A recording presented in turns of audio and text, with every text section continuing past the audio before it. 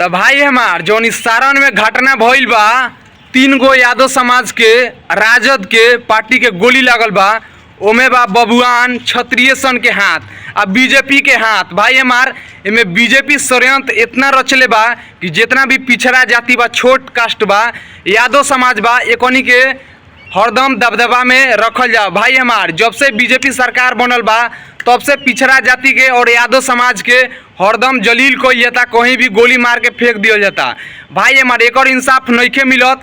जैसे कि चंदन यादव छपरा के बड़ा तेलपा गांव के रहल बड़न, उनकर जान चल गईल। भाई हमारे में जान चल गईल तो एमे षड्यंत्र बीजेपी वाला सन के बा। हमार भाई एकदम डायरेक्ट बीजेपी वाला सन के बा। भाई कि जब वोटिंग के समय होला सबके लाइसेंसी जितना भी राइफल हथियार होकेला सब रखा जाला।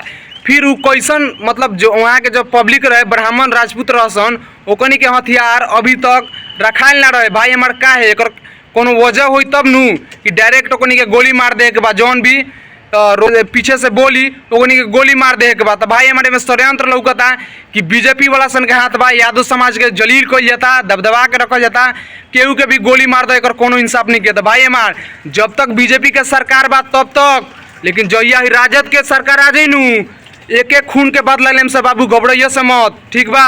काहे कि जब से हमनी के चंदन यादव के हत्याकांड देखले बन सब वीडियो, तब से रूह कांप गल बा, रूह भाई बुझल सन। आ तहनियों के यादव भाई पूरा छोट कास्ट के जितना भाई समाज बड़सन पूरा वीडियो के शेयर करसन कि एकनी के तनी बड़ जाति के घमंड एकनी के ज्यादा हो गल बा। तो एकनी के हमनी के अपन औकात दिखा दिया कि भूल तरह से वो औकात भूल गए से औकात यादव समाज के देन हो कि आज सबके आज उड़ता, ठीक बनू, भूलो से मत औकात बाबू, ठीक बा। लेकिन जहिया राजद के सरकार बन जाइनू बाबू रे, जितना ही अहिर समाज के खून गिरैले बारसन ओ से बर खून लेम सब हमनी के बुझा गइल। आ एगो गिरैले बारसन तनी के 4-4 गो लियाई, टेंशन मत लियो सब, खाली राजद के सरकार बन जाए तो बाबू।